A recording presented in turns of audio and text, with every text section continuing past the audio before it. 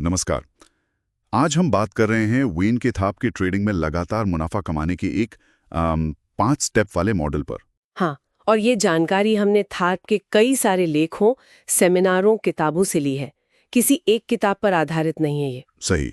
और हमारा मकसद है ये समझना कि थार्प क्यों इतना जोर देते हैं कि ट्रेडिंग में कामयाबी रणनीति से ज्यादा मतलब साइकोलॉजी पर निर्भर करती है। और वो 5 कदम क्या है जो एक ट्रेडर को बदलने में मदद कर सकते हैं? बिल्कुल।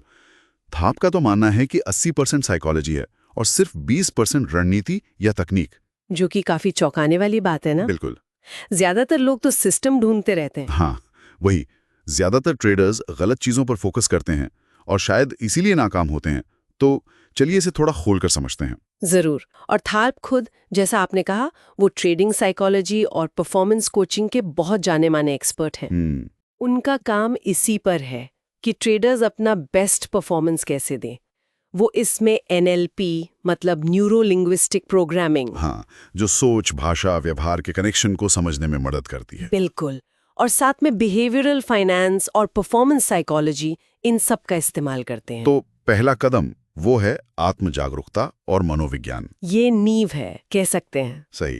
थार्प कहते हैं बाजार को समझने से पहले खुद को समझो। बहुत जरूरी है ये। क्योंकि ट्रेडर्स अपने पूर्वाग्रह, अपने डर, अपनी जो सीमित मान्यताएं हैं, उन सब के साथ फैसले लेते हैं और फिर नतीजे बिगड़ते हैं।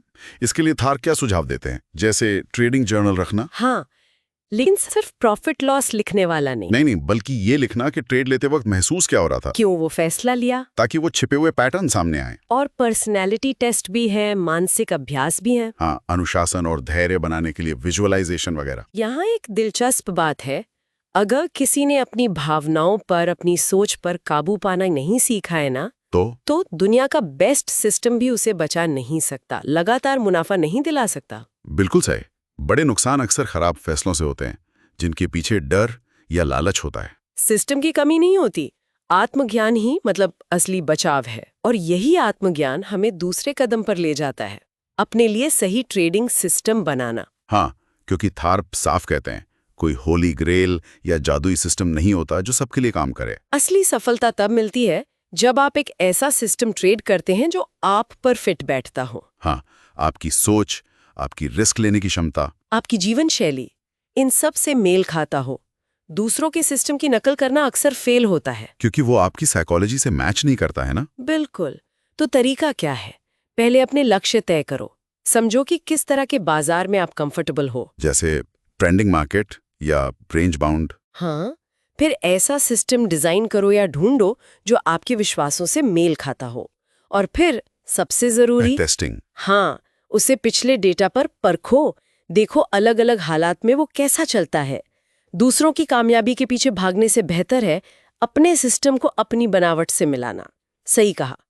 अब आता है तीसरा कदम, पोजीशन साइजिंग। हाँ, ये थॉर्प के हिसाब से धन प्रबंधन की असली चाबी है और ट्रेडिंग का सबसे अनदेखा सीक्रेट वेपन। यहाँ मामला सच में दिलचस्प हो जाता है।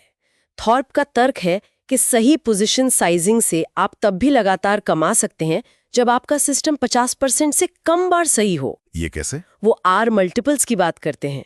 R मतलब रिस्क, आपकी शुरुआती रिस्क की इकाई। जैसे हर ट्रेड पर आप अकाउंट का 1% रिस्क लेते हैं, तो वो हुआ 1R। बिल्कुल।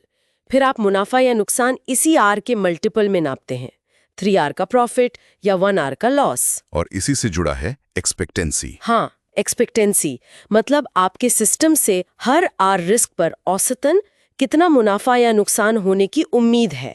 ये समझने के बाद आप हर ट्रेड का साइज अपनी अकाउंट इक्विटी, प्रति ट्रेड रिस्क R, बाजार की वॉलेटिलिटी और सिस्टम की एक्सपेक्टेंसी के हिसाब से तय करते हैं। इससे होता क्या है? बड़े नुकसानों से बचाव होता है और मुनाफे वाले ट्रेड्स का पूरा फायदा मिलता है। सही। मतलब मुनाफा सिर्फ एंट्री एग्जिट पर नहीं है, बल्कि इस पर है कि आप हर ट्रेड पर कितना रिस्क कंट्रोल करते हैं। बिल्कुल। कंट्रोल। ट्रेडिंग के लिए एक बिजनेस प्लान बनाना सीधा सा मैसेज है।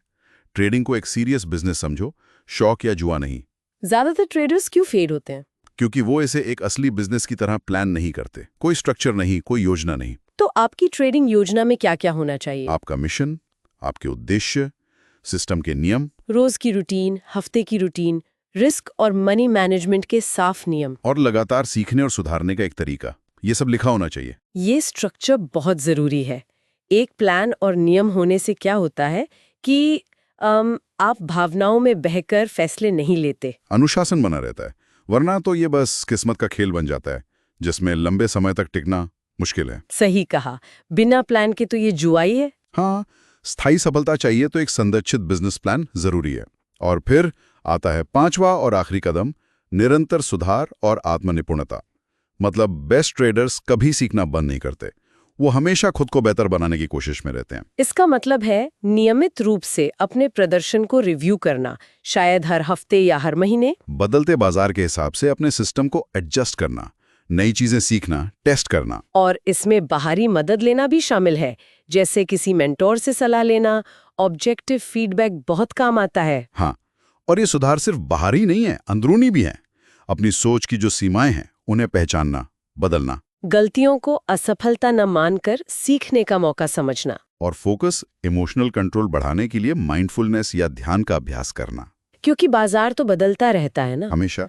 तो ट्रेडर को भी बदलना होगा, हाँ। अडेप्ट करना होगा। जो कल काम कर रहा था जरूरी नहीं आज भी करे। तो इन 5 कदमों का निचोड़ क्या निकलता है? अगर हम संक्षेप में कहें, हाँ, मुख्य बातें। एक तो ये कि सिस्टम से ज्यादा जरूरी ट्रेडर खुद है। बिल्कुल दूसरी, आत्म जागरूकता एक सुपर पावर की तरह है। सही। और रिस्क मैनेजमेंट, पोजीशन साइजिंग, ये सिर्फ एंट्री एग्जिट ढूंढने से कहीं ज्यादा पावरफुल है। और चौथा, एक स्ट्रक्चर्ड बिजनेस अप्रोच चाहिए, शौकिया तौर पर नहीं चलेगा। और 5वां, लगातार सीखते रहना, खुद को बेहतर बनाते रहना। हाँ, तो थार्प का मॉडल सिर्फ सही रणनीति ढूंढना नहीं है, ये असल में ट्रेडर को बदलने का एक रोड मैप है। इसमें गहरा आत्मविश्लेषण लगता है, अनुशासन चाहिए और बदलने की इच्छा।